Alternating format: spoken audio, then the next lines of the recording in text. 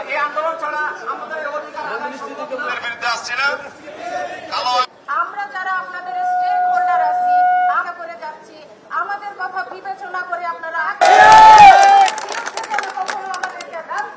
সারা বাংলাদেশের সকল জেলা প্রশাসনের সামনে বৈঠক অনুষ্ঠিত হবে, মিছিল হবে, আন্দোলন হবে। এটা কিন্তু ভালো লক্ষণ নয়। আমরা সরকারের যারা দায়িত্বে আছেন, আমি আপনাদেরকে বলে দিতে চাই, এই অধ্যাদেশ অবিলম্বে বাতিল করুন, আমাদেরকে আশ্বস্ত করুন, আমাদের নেতৃবৃন্দের সাথে কথা বলুন, আমরা তাহলে বাড়ি ফিরে যেতে পারি। আর যদি আগামী কয়েকদিনের মধ্যে এই অধ্যাদেশ বাতিলের জন্য বর্তমান সরকারের পক্ষ থেকে কোনো ঘোষণা না আসে, তাহলে আমরা যদি আন্দোলন কর্মসূচি ঘোষণা করি, তাহলে আমরা বাড়ি ফিরে যাবো না। এই আদি দাবি আমি আপনাদেরকে বিনয়ের সাথে অনুরোধ করতে চাই, এই সচিবালয়ে আমাদের মধ্যে কোনো বিভেদ নাই, কোন সংকীর্ণতা নেই। প্রত্যেকটা মন্ত্রণালয়ে যে সার্ভিস অ্যাসোসিয়েশন আছে, যে কল্যাণ সমিতি আছে, প্রত্যেকটা কল্যাণ সমিতির সভাপতি এবং সাধারণ সম্পাদকের সাথে আমাদের যোগাযোগ হচ্ছে।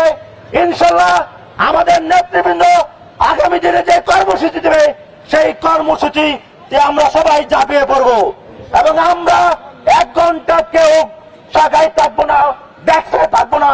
যেই শাখায় থাকবে, ডেস্কে থাকবে, তাদেরকে টেনে ইসে আমাদের এই আন্দোলনে সামিল করতে হবে। মাস পরে এই মাস গেলেই জুলাই, এই জুলাইতে স্বাধীনতার জন্য আজকে এত কিছু, তাহলে আমাদেরই আইন।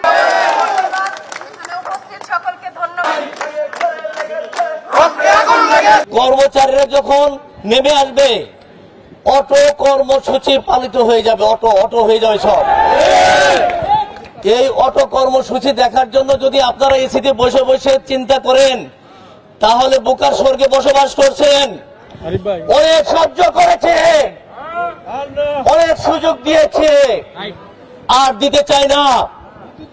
আপনারা ছলচাতুরি করছেন। এই কমিটির একজন সদস্য আজকে আমাকে ফোন দিয়েছিলেন, একজন উপদেষ্টার কথা বলেছেন, উনি নাকি আমাদের বিরোধিতা করছেন। আমি নাম বলতে চাই না। আমরা কিন্তু এখন অবস্থান কর্মসূচিতে আছি, আমরা কিন্তু কারো পদত্যাগ চাই নাই এখনো। আমরা যার সম্পর্কে নেগেটিভ কোন খবর পাবো, আমরা কিন্তু বাই নেমে পদত্যাগ চেয়ে কিন্তু এখানে অবস্থান কর্মসূচি নেব। আমরা কিন্তু তখন আর এই অধ্যাদেশের মধ্যে থাকবো না।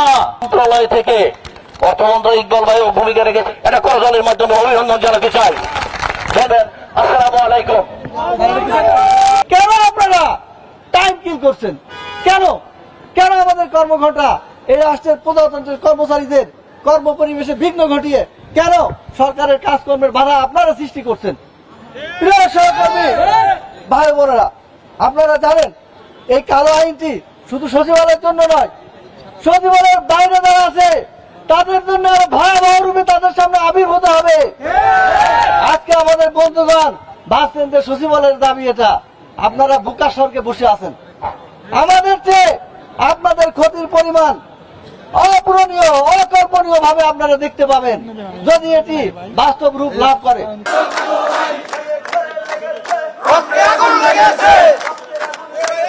সাথী বন্ধুগণ,